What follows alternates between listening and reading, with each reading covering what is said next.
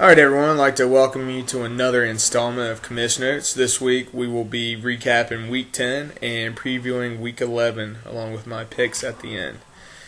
Starting off, we have the sexy matchup of the week with the Ball and Click versus the Man Boobs. The Ball and Click continues their impressive two-game winning streak, upsetting the Man Boobs 126.24 to 94.26. With the exception of the tight end position, which has plagued the Ball and Click all season, it was a banner day as they've put together their two highest season point totals in consecutive weeks. The Cowboys defense, who entered the fourth quarter with only 1 point, finished with a 23-point explosion against the Eagles, who now have become fantasy defense's best friend with the exception of maybe Blaine Gabbert. The Click also received double-digit efforts from Darius Haywood-Bay, who was a nice start over Deshaun Jackson, Ray Rice, Jamal Charles, Peyton Manning, and Adrian Peterson. Hakeem Nick's dead body even chipped in with his second highest total of the season with 7.5. Special thanks to Romeo Crennel for rediscovering it was a good idea to give Jamal Charles the ball the week I play against him. The Man Boobs suffered their second straight loss in 3 games and more importantly lost both roster quarterbacks to significant injuries in the second and third quarter. However, it's now coming out that Roethlisberger may only miss a week or two with a sprained shoulder. Fun fact, injured quarterbacks Mike Vick and Ben Roethlisberger combined for 20.26 points this week, while the players they were traded for, Joe Flacco and Phil Rivers, combined for 63.72 points. I'd like to thank myself for making 2 awesome trades. Fully expect newly traded for Drew Brees to injure himself opening up a jar of peanut butter this week. Unfortunately for the Commish Note viewers, all the Man Boobs players performed pretty close to projections for Week 10, so nothing really funny else to add to this matchup. We move on from the sexy matchups of the week to the Roseanne Barr matchup of the week, as Who's Your Daddy defeated POC 85.26 to 81.44. Who's Your Daddy only received double-digit performances from 2 out of 9 players, but it was good enough for the win because he's playing an inferior opponent. Matt Stafford continues his fantasy comeback with a 30.46 effort. The Eagles' defense continues to be owned and played by Who's Your Daddy, despite only scoring 41 points, an average of 4.5 points per week on the season, which is good for the 30th best in fantasy football, in front of only the Jacksonville Jaguars and the Oakland Raiders. Perhaps if the Eagles' defense could play against the Eagles' offense every week, they could get their scoring up. Did I mention how much I hate the Eagles' lack of ball security? Moving on to POC as they drop their second consecutive game in what may truly be the dagger in their hopes for the playoffs. Mullis, ignoring all logic, manages to start 6 players from a team that currently sits at 2-7 on the season. You heard me right, POC started 6 Panthers on Sunday. Greg Olsen and Danny Woodhead made for savvy moves, nearly accounting for half of POC's scoring with 40.3 points. Unfortunately, those savvy moves were countered by the what-ifs from the bench. Cam Newton, despite being a crappy real-life quarterback, manages to put up 18.34, which is pretty solid except for the fact that Joe Flacco and his 35.74 points were sitting on the bench. Justin Medlock, he who averages 3.33 points per game, somehow manages to fall short of his season average, only scoring 1 point. Making matters worse, Rob Baronis' 15 points would have been good for a comfortable victory. Fun fact, despite having defense that scored 0 points, if Mullis would have started Flacco and Baronis, he would have scored 112.84 points, which would have been good for his highest point total of the season. Next, we will discuss Wide Right versus Romalicious. Wide Right continues to play like a heart of a champion, winning their second consecutive game, beating upstart Romalicious 89.12 to 73.56. Wide Right managed to win despite only having 4 players reach double figures. Wide Right continues to be plagued by running back injuries, as his 3 running backs in the starting lineup only managed a total of 9 points. Despite the win, Rob still wins the Andy Reid coaching decision of the week, starting Tywin Jones former Fussy Dusty sleeper draft pick, over fellow Raider running back Marcel Reese, who outscored Tywin by 9.1 this week. Fortunately for Rob, he played the Rome Militias we grew to love during his 5-game losing streak. After 3 consecutive wins and becoming the toast of the town, Rome Militias came crashing back to earth with their worst output of the season.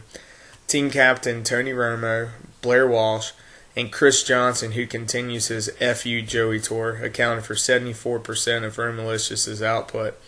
Unfortunately, there were plenty of lowlights, as typical fantasy studs Miles Austin and Eric Decker combined for 4.7 points. Decker's season low of 1.5 points puts him as the 81st wide receiver this week, behind the likes of former Pharaoh and Brew Crew player Ramses Barden, Randy Moss, who's the son of Randy Moss Sr., I assume, because Randy Moss retired, right? And Levon Brazil. Nothing really funny to add about Levon Brazil. That name should really stand on its own as being pretty funny. In what appears to be a head-scratcher, Rome Militias continues to start Vernon Davis despite his 4th consecutive game of 3.7 points or less. Expect Ball and Click to hammer out a trade with Rome Militias this week, as he'd love to get 3.7 points from a tight end at some point this season. The Brew Crew pulls off a huge victory, taking out the SC Utes 120.4 to 83.68. The Crew made several great calls this week, including starting Andre Brown, who outscored Bradshaw by 10.3, picking up the Colts defense, who scored 20, and sticking with Kyle Rudolph, who finally delivered with a 12.4 performance. The Crew finished with 7 out of 9 players in double figures, with the exception of Eli Manning and Victor Cruz, who combined for 5.3 points. Joel, I'll leave you alone this week since you won, but I think you need to start getting worried about Eli Manning and Victor Cruz. The SC Utes have now dropped 3 of their last 4, falling to 5-5 on the season. The Utes got great games from the Texans D, Tom Brady, and Tony Gonzalez, who combined for 72% of the Utes scoring.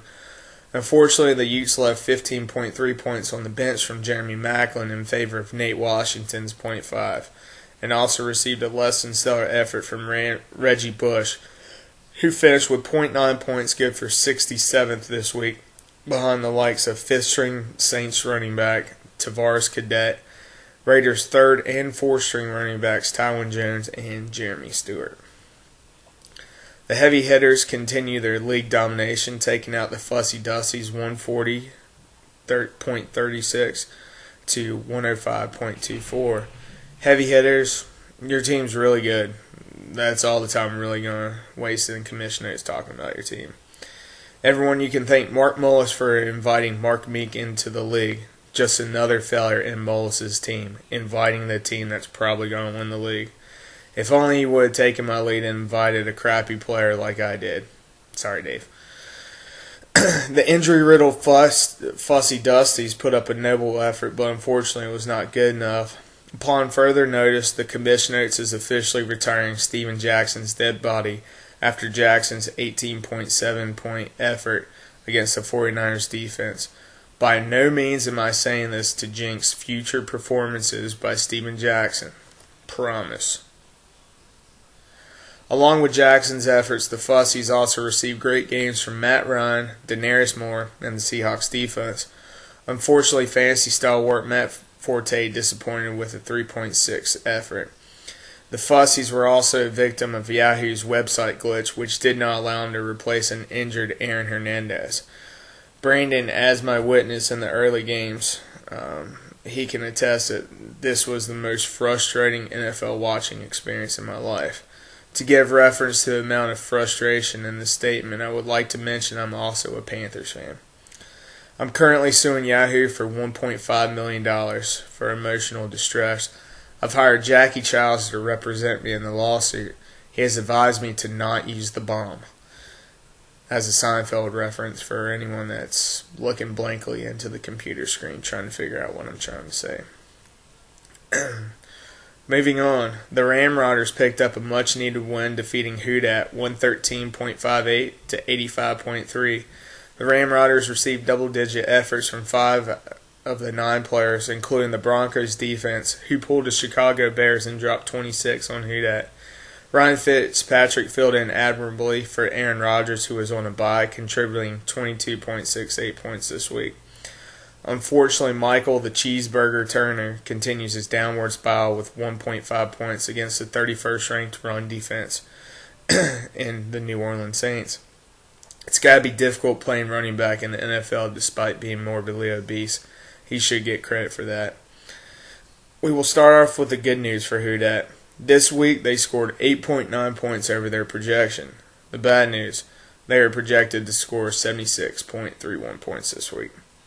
Jimmy Graham continues his tear. Since returning from injury, Graham has averaged 17.36 points in the last 3 games. To go along with Graham, Who Dat also got solid performances from Brandon Marshall, Malcolm Floyd, and the Bears D. Fun fact, Week 11 marks only the second week Who Dat's starting running backs have outscored his opponent's starting running backs. The previous time was in Week 7 when he defeated Wide Right in that category. Moving on, previewing Week 11. The Balling Click is a heavy favorite to win their 3rd game in a row as they take on the Brew Crew. The Crew is going to have a difficult time fielding a starting lineup, much less win, with 6 players on bye and Fred Jackson already ruled out for the week.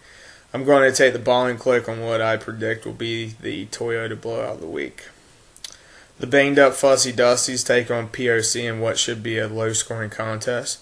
The matchup I'm keeping my eye on is who will score more points this week for POC. Justin Medlock, who scored 1 point this week, or the Detroit Lions D, who scored 0 this week, and take on Green Bay.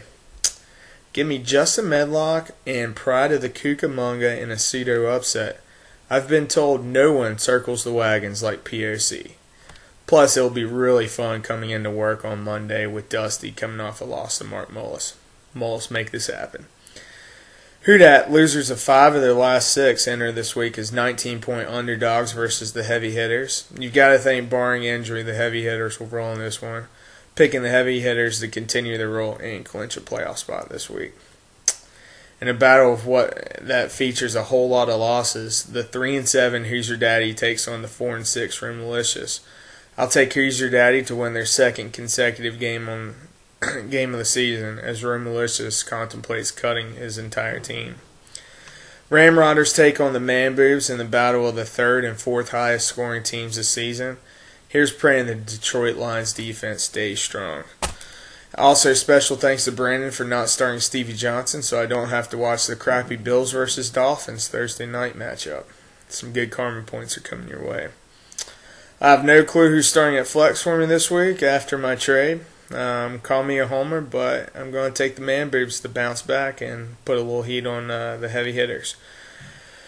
That's it this week for Commish Notes. I will see you on Tuesday with a recap of Week 11's contest along with a preview of Week 12. I hope everyone has a good week.